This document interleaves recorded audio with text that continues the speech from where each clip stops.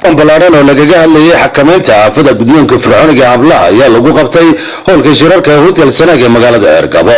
kulankan ay soo qaban qaabsay dalada heer qaran ee la dagaalanka gudniinka fircooniga ee hablaha ee Nafis ayaa waxa ka soo qayb galay gudoomiye ku-xigeenka gobolka Sanaag, isduwaha wasaaradda arrimaha bulshada iyo 35 xubnood oo ka kala socday qaybaha kala duwan ee bulshada gobolka Sanaag.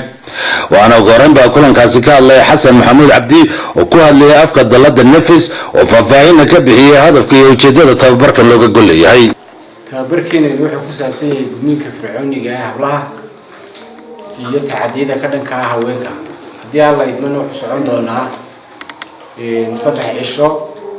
tababarkan waxaa maalgelisay hay'adda UNDP waxaana fulinaysaa dalada heer qaran ee la dagaalanka gudniinka hablaha ee Nafis Network. isduwaha wasaaradda arrimaha bulshada ee gobolka Sanaag Fadlax Xasan oo iyaduna munaasabadii furitaanka kulankaas ka hadashay ayaa ku dheeraatay siyaasadda xukuumadda madaxweyne Axmed Maxamed Maxamuud Silaanyo ee ku wajahan suulinta dhaqamada halista ku ah caafimaadka iyo nolosha hablaha ee reer Somaliland. FGM kana waan ognahay dhibaatada uu ku hayo qofka. marka lagu leeyahay qofka naftiisa nabadgeli waa maskaxiyan, waa jirahaan, waa nafsadahan. FGM ku intaba waa dhaawacaya wadagtii. caafimaadkiiba wuxuu dhimayaa, nafsadiiba wuxuu dhimayaa, caqligiiba wuxuu dhimayaa, aqoonta aad bay ugu liitaan gabdhaha marka FGM kana uu sameeyo. waxaas oo wadagtii. waxaas oo dhan inay la dagaalanayno.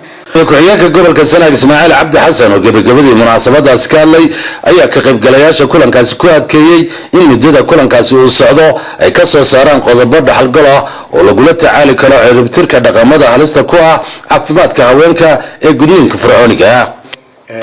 tacaddi lagu sameeyo dumarka ma wanaagsana. hadday jirtid tahay, hadday kufsi tahay, hadday wax kale tahay, waxa weeye dumarku hadda lafdabarta bulshada lagu nooshahay weeye. runahaan markaynu eegno kaalinta kaga jiraan Somaliland waxaynu kaalinta kaga jiraan waa ognahay oo wax weeye dumarku kaalin aad weyn bay kaga jiraan.